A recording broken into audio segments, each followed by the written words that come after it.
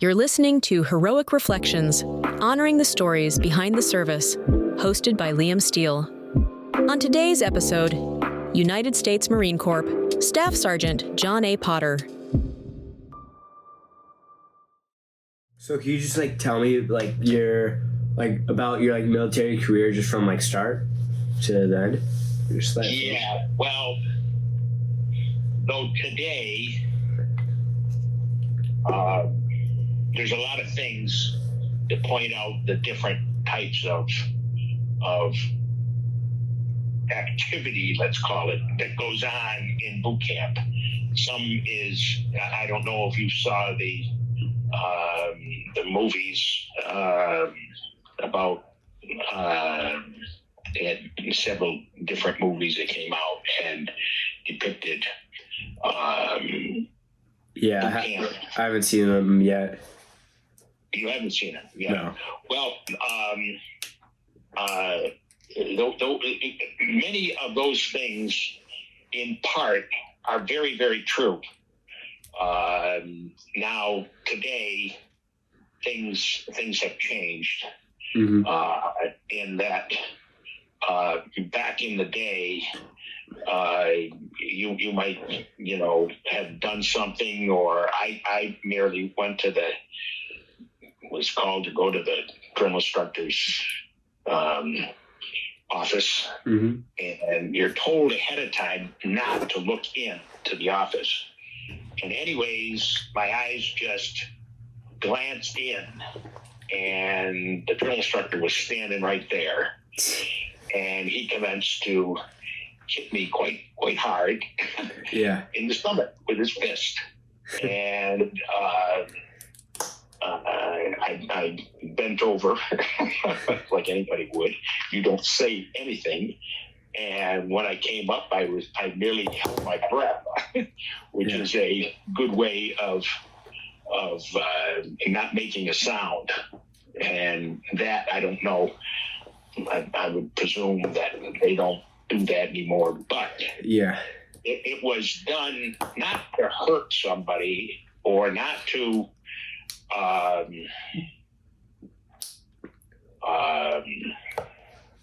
not break any rules, I guess you'd say. It was a way of getting a person's attention in a different way, and it did. Mm-hmm. I never was upset or wrote home about it, or but the Marine Corps boot camp is much different than the other services. Okay. It is a period, as I wrote in that thing. It's about the first day lasts about 42 hours from the time you get up in the morning to the time your recruiter or whoever picks you up and takes you to the induction center, and then a long day of just hanging around waiting, and finally boarding an airplane, and then getting down to South Carolina and waiting in the airport, and then the buses start coming about 1 o'clock in the morning, and everybody gets there between probably 1 and 2:30. And then you go through this processing session that lasts all night long. Mm-hmm. And you there's no sleep. And you get up, and the next you don't get up. I mean, they come and get each group of people, and you go to breakfast, and then you begin your day of getting uniforms, and it's all in the process of turning a civilian into a military person. Mm-hmm. And it is you might think that, I don't know. I mean, everything changes. It was 9 weeks when I went through. You had a first week of what they call forming, and that was where you got your uniforms and you learned a little teeny bit about what was about to happen. Yeah. And there wasn't usually just about any time in that 9 weeks that you weren't yelled at. Mm-hmm. And that we laugh about it, and that goes on through the Marine Corps. I don't know how many years people yell at one another, and I mean, I've been out a long, long time, and my buddies and I, we still yell at one another. When there's attention, we're walking, and we just start yelling at one another to get somebody's attention. It's just the way we do it. But it is a very tense time when you're there because you want to join. You haven't been forced into it. You want to join, and there is a tense period of time where you actually wonder if you're going to make it through. And there is a portion of people that don't make it through for a series of reasons, either very unmotivated. They're very either overweight, or they can't follow the simplest instructions of any type. They've had no discipline in their life, and some people, or even to the extreme, which doesn't happen almost never, where a troop will attack the drill instructor, start hitting him with a fist or something, somebody in the head, and that is almost non-existent. These drill instructors are in extremely good shape, and they might get a hit in, but they're not going to win. Mm-hmm. And a lot of them are put out right there. Some go to a motivation platoon for a week to motivate them to get, but it's just this long process. It's impossible to explain to anybody what that first 42 hours is like. Yeah. And in the entire period of boot camp, they are transforming you into a military person from a civilian, and many people don't understand the difference. You do when you're there. Yeah. But it's all in all, it's a great experience. It's a great experience for anyone to enter any branch of the military. It's an honor to be able to serve your country for a short period of time. That's about I know about boot camp, Yeah. What did you do after boot camp? Oh, well, boot camp, of course, I was heading to Vietnam. Yeah. And we had about 6 months of training, combat training. Yeah. And started out at Camp Lejeune, and then went to California, and then several places there, and then finally ended up on Okinawa, which what's called the Northern Training Area. Mm-hmm. By the time you got there, things got really, really serious.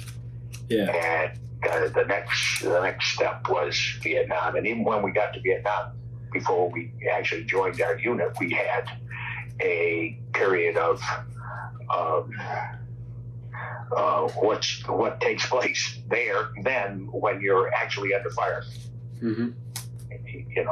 So there was a long period of time of which a lot of that doesn't exist today.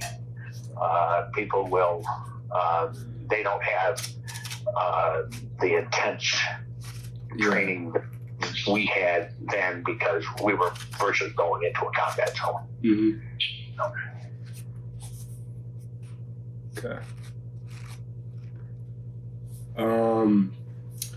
So what was it like in Vietnam, like during your time there? Do you have any stories? A very confusing time, because compared with other conflicts, World War II and other conflicts, we went as individuals. We joined up with a unit that virtually we knew no one in the unit. That was hard in itself. You might be meeting up with people and along your way. I spent. This is very confusing because I don't remember. I don't remember how long it was from the time I got to Vietnam until I actually joined my unit. It might have been 2 weeks. It takes time because they're getting these new people in, and they have to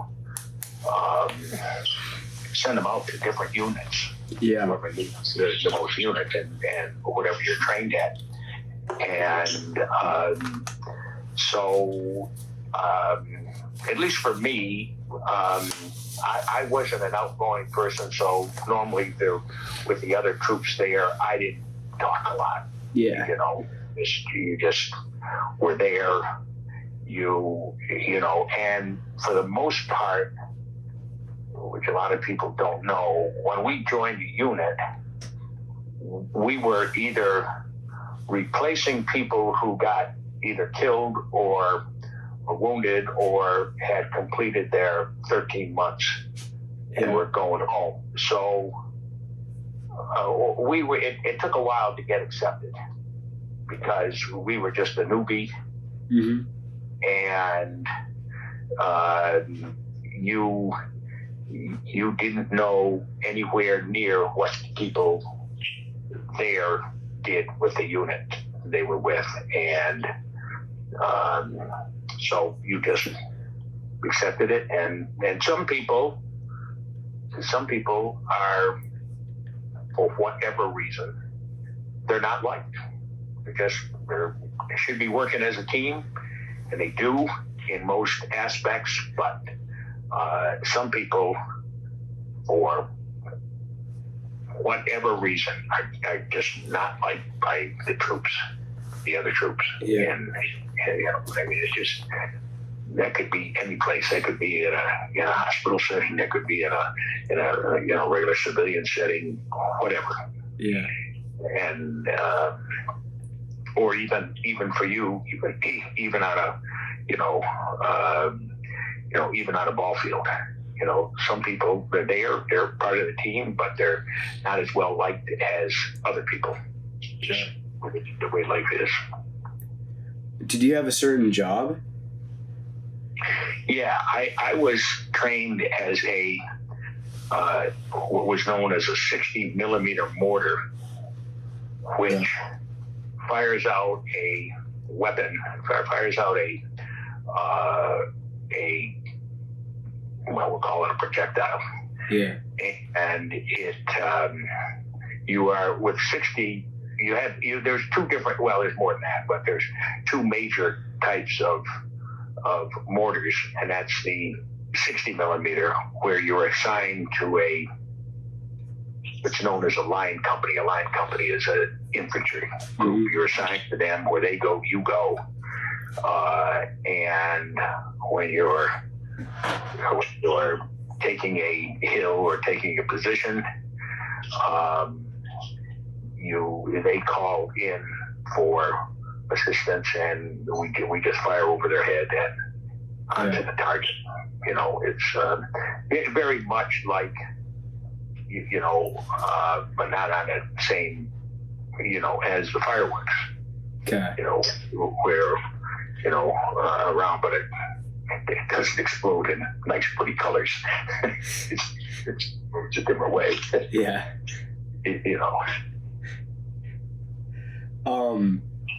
Do you remember any important battles or important missions you went on? Well,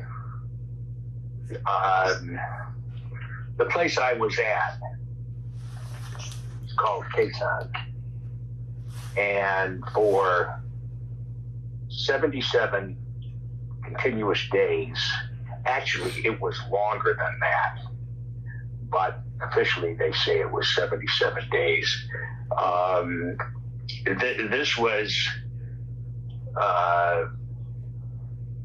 a strategic spot in Vietnam, way up in the northern section, just below the demilitarized zone.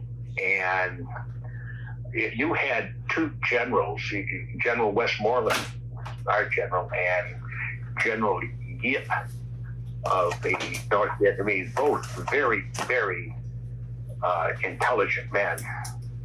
And they were in all aspects hoping or trying to get the North to attack us. And because of all the air power, the artillery, and everything around, we were pretty sure that no matter how many people they threw at us, that we would be victorious. And what they were hoping for is that would be the end of the conflict. Yeah. You know, that was, but in mass, that did never happen. Mm-hmm. They had I can't remember the exact amount, 50 or 60,000 troops that had surrounded our area. When I say surrounded, within probably several miles away, you know, which is in combat, that's pretty close.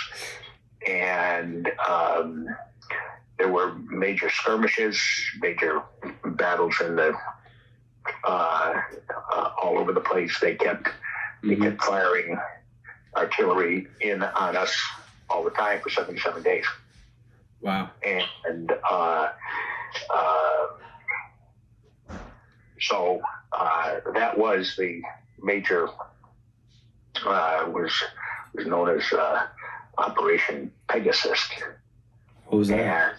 And Operation Pegasus was the for the early days, and then they had, towards the end, they had Operation Starlight, and this is when the Air Force came in with their B-52 bombers, and they just plain annihilated the area around us. Yeah. And there was, you know, and this is just what the news media in those days,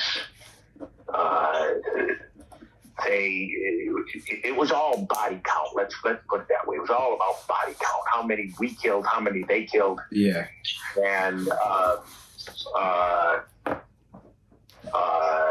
they would, when a B-52 went in and hit an area that there might be 4,000 or 5,000 people in there, there was nothing left.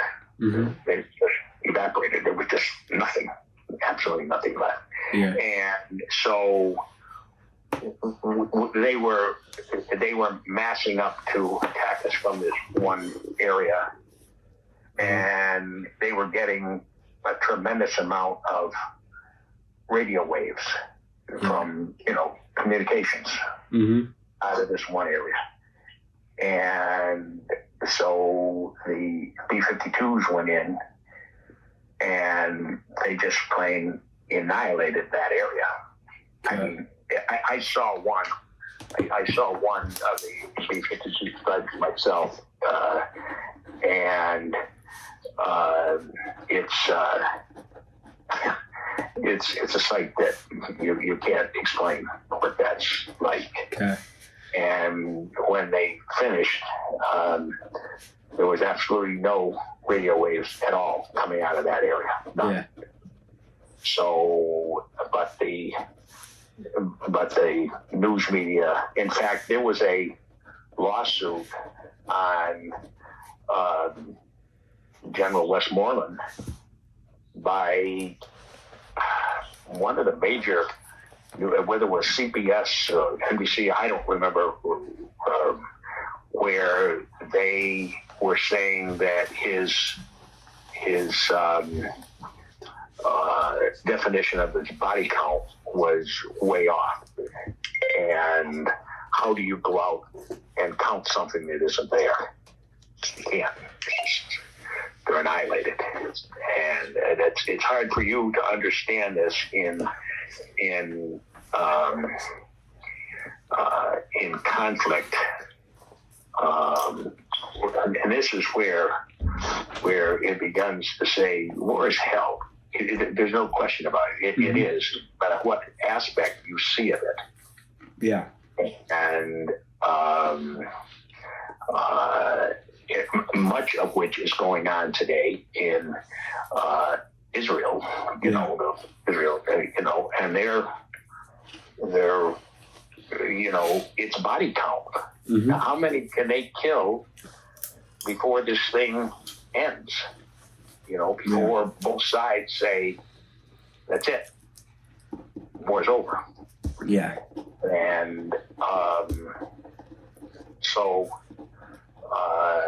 and then the American people were getting very mixed signals, and then you had a tremendous amount of young people that were protesting. Yeah. Protested war, protested everything. And, when we came back, it was I guess that was the worst thing I had ever felt in my life. We came back, and the way we got treated when we came back. Mm-hmm. We joined the military. I just joined the military. I didn't have any predetermined idea of what I was going to do or anything. And to get treated then, and even now, it hasn't ended. That continues to today. There are many people, in fact, many people in my high school class that were, the last time I met up with them, they were bragging about all the protests they did when I was in Vietnam. They were just bragging about it. And, and there was only, I believe there was only 4 of us that actually went on active duty out of my high school class, and that was we had about 128 people in high school class. There was a lot more women back then, but everybody else, went and joined the National Guard or something, and knew full well that they weren't going to go to, so.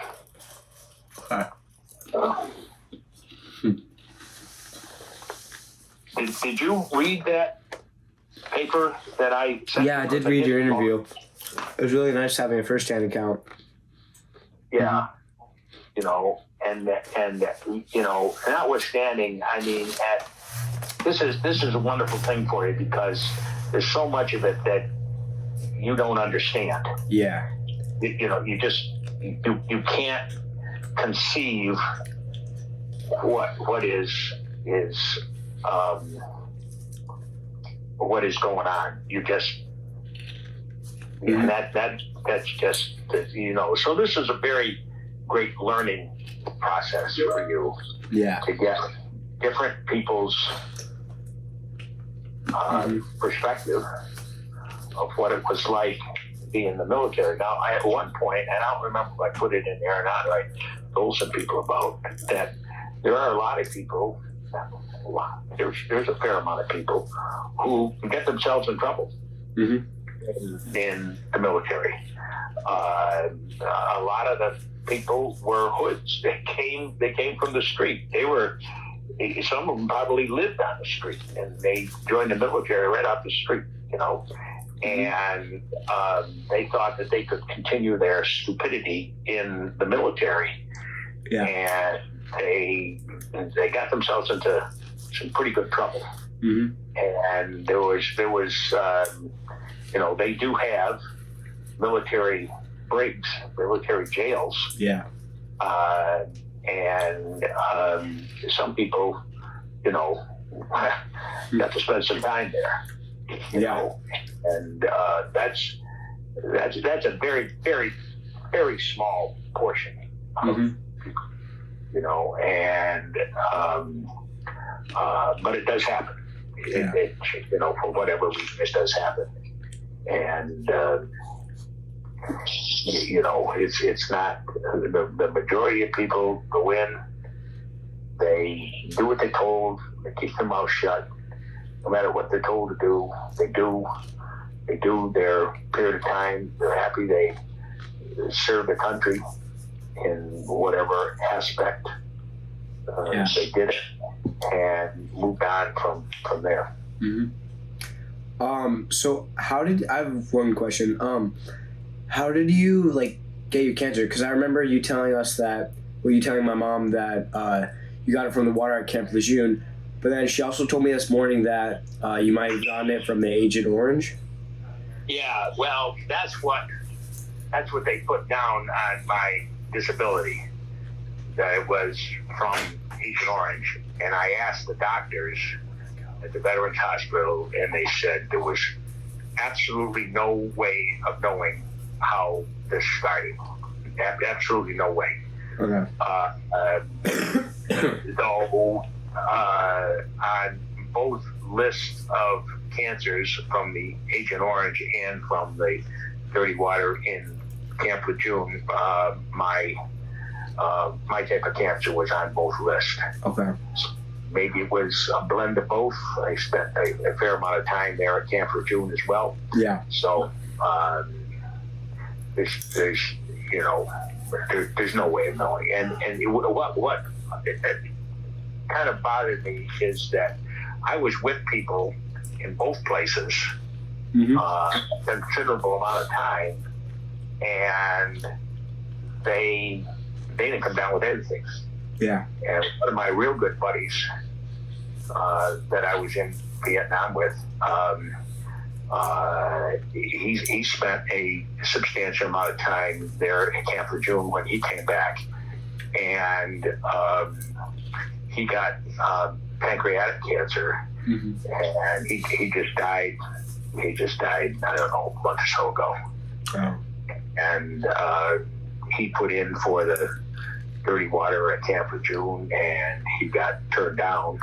And so I told him to get a lawyer and have him redo his claim on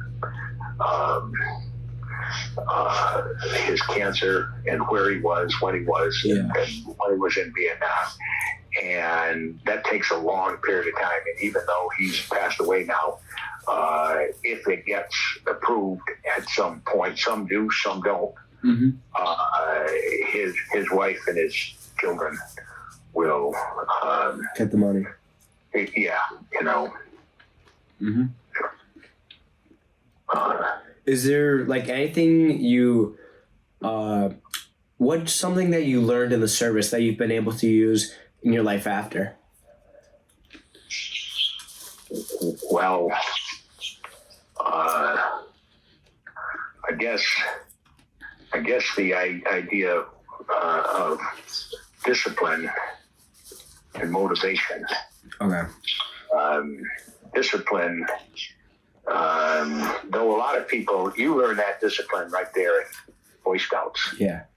You learn the motivation in Boy Scouts. Of course, the Boy Scouts are kind of a step up from the military, And I never had Boy Scouts at all. Yeah. Which I kind of regret now because you folks learn a lot. But prior to going in the military, I had my own little summertime job of mowing grass. Yeah. I had a lot of lawns, a lot of them. I was going constantly, and which was good. I learned how to work on my own. My father would go around and check my lawns and make sure I did a good job. And but I never got to all the time. I never got to work with people. Like you're working with people in the Boy Scouts, and even on your sports teams. You know, I didn't have any sports that I played on a regular basis like you do, and so that was a big learning curve, in you know, having to work with people, having to you know, do things that you probably wouldn't have done on your own, and being, you know, no matter what, you're just in the military, you're just told to do something, you do it. You know, you just don't question what you're being told to do, because this is in combat. You're told to do something, even though you're putting your own life in danger. You're probably going to save somebody else's life in the process. And this is hard to understand. It's hard to do. It's hard to, but this is what you're trained to do. You're not trained to ask the question why. You're told to do something, you do it. You've been trained to do it, you do it. You don't question, why do we have to do this? Why do I have to go? None, zero. The Marine Corps, at least when I was there. Yeah. You just do it. And when you do something like that, you always get praise from the people who where you're supposed to get praise. Some people have a hard time praising other people, but you are supposed to get praise for what you did. You know, as long as you tried, as long as it might not have come out right. And you got to remember that most people who enter the military, they're 18 years old, 17, 18. Yeah. And so that's considerably young. Older to you. You look at somebody 19, you think they're kind of old, but you know, it's a young age, you know, but they need to have young people in the military. You can't be you know, much older, because you can't do the job that you're assigned to do. You know, you're out in the woods, you're out in the, you know, going on patrols or whatever you're doing, and especially older people at a very young rank who just wouldn't be able to bother me, just couldn't do it. You know, and that's why the majority of all people who go in the American military are young. Yeah. Do you have any final questions you'd like to ask me about my project, or any last thing you'd want to tell someone that's going to read about my project? Actually, not at this time. I can't think of it. I think you're doing a great job, and this is a great learning process for you, and I hope other people in your troop will learn from your you know, your process that you're going through. I don't know, maybe don't share it with them. I don't know, but I think it's there will be time. I mean, you're not going to. I don't know how long this process is going to go before you submit for your but I'm sure it's not going to be right away. You know, down the line of ways. So, you know, we'll talk again, and there are one thing you have to keep in mind, that, you know, those people, the big difference between those people who went in the military and got assigned to a unit that was going into combat, and those people who did not. Either they just, the luck of the cards or what have you, they they were never in a combat zone. Yeah. And there is a big difference. You need everybody. You need all the services, and you need everybody in behind the stage that are doing work. Everybody's job is important, and you've probably seen on when people are wearing their uniforms, and you see on their left breast, you see all these ribbons. Yeah. And those designate different combat places they were. And there is one ribbon that was what we called a combat action ribbon. Mm-hmm. You only got that ribbon if you were actually in a combat zone. Mm-hmm. And there was a time where, and it's happened in the Marine Corps, mm-hmm. People were seeing other people, and we all did it. I'm not saying I didn't do it. We all did it, where you would, glance at someone's ribbons, and if you didn't see the combat action ribbon, you kind of considered him as someone that was not as important as you were. Mm-hmm. But the Marine Corps stepped in on that and said, that they might have not have been in actual combat, but that didn't mean that their job in essence wasn't very important. Mm-hmm. And but there still is a sense that those people who actually go into a combat situation, and I mean, a lot of people went to Vietnam or went to all these other conflicts that have mm-hmm. gone on, and they never saw any combat. Yeah. They just weren't in the area. They didn't see any. That's just what happened. And mm-hmm. so they did not get the combat action medal. Yeah. So there's a lot of different aspects of that. And no matter what a person does, and I do say that my buddy down there in South Carolina, he was a very, very fine gentleman. Yeah. And he had 2 children and then a whole bunch of grandchildren. Mm-hmm. And he told them at some point just to ask him questions, not all at once.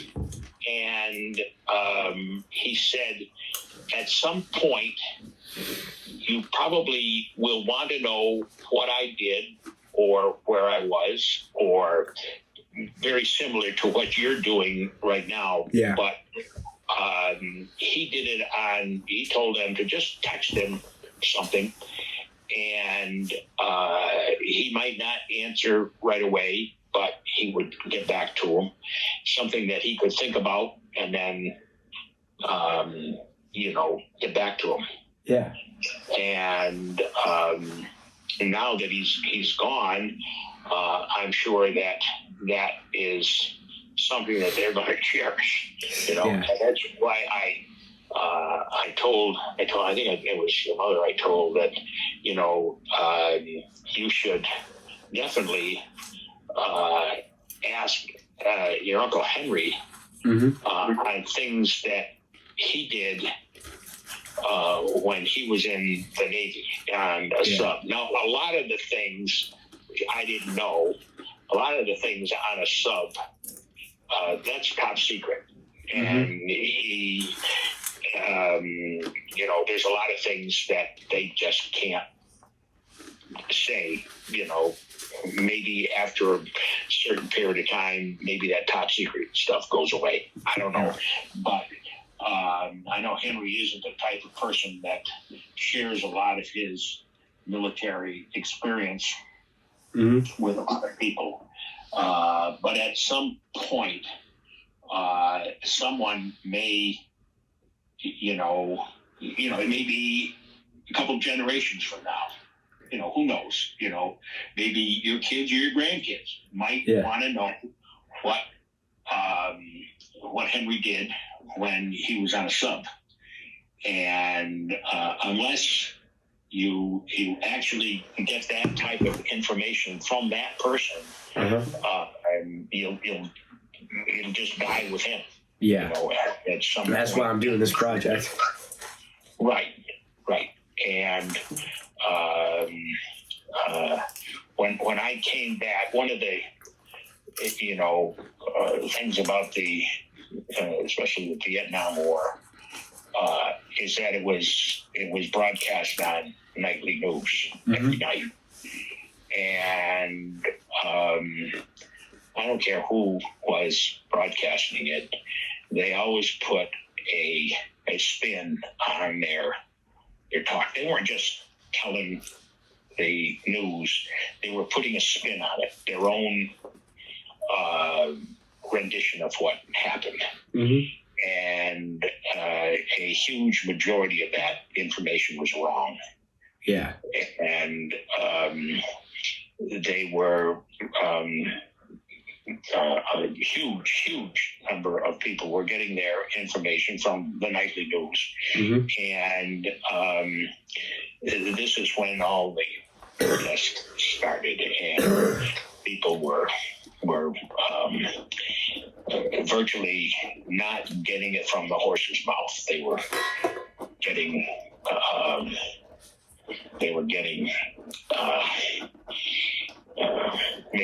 mixed emotions on what was actually going on. Yeah. And it doesn't make any difference if it's, like there will never be another World War II, World War III. If there's another World War III, everybody's going to be dead in 15 minutes. Start throwing nuclear weapons around, and there won't be anything left within, a half hour. The world will be gone. Nobody will want to be around anyways, because nothing will be living. Yeah. And World War II it was huge amounts of people against huge amounts of people. Yeah. And that again is not the way our military is run today. No. When we went in to get Osama bin Laden there, they sent a very small group of people in on helicopters, and they had a specific mission to do, and get in and get out at a very quick pace, get the information you need, then get out. And that's a lot of the way the military is run now, which they all call special forces. And so, I hope that, at some point, you get a taste of the military, whether or not you go in or not. That's your prerogative. I never tell anybody to do it or not to do it. But to and this is a good way of getting some information to find out a little bit of what it takes to be in the military and to be the protectors of the country. Yeah. And when you get out of boot camp and join a unit, and usually somebody will say, to all the troops, and everybody's young, many people go in when they're 18 and they're out by the time they're 21 or 22 or someplace else. And they'll say, look around at each other. You are the protector of this entire country. at your age. Whatever your job is, make sure you do it and do it correctly, because the world is looking at you, which is extremely true. It's not. Oh yeah, you have your your career people who stay time, but that is not the huge amount of people in our military are probably between 18 and 22 or 25. Yeah, and they are the protectors of our country. At whatever basis you look at. So, thanks for talking with me today. What's that? Thanks for talking with me today. Yeah, you're welcome. And I'm sure as time go on, we will chat again. Yeah. And I know you got to get going to your game there. And but I'm glad I got a chance to talk to you. Yeah, me too. I hope that you take everything with it, whatever I said, whatever everybody else said, and kind of take things with a grain of salt, because even my memory is certainly not good as far as what happened way back then, 60 some years ago. So you have to make it into some type of a format to present it to the people in charge of your unit. Yeah, I'll edit that stuff. So anyways, the best of luck to you, and we will chat again. Yeah. Thank you. Have a good day. Okay. Do that. Okay. Right. Bye now. Thank you for listening to this edition of Heroic Reflections, honoring the stories behind the service, hosted by Liam Steele.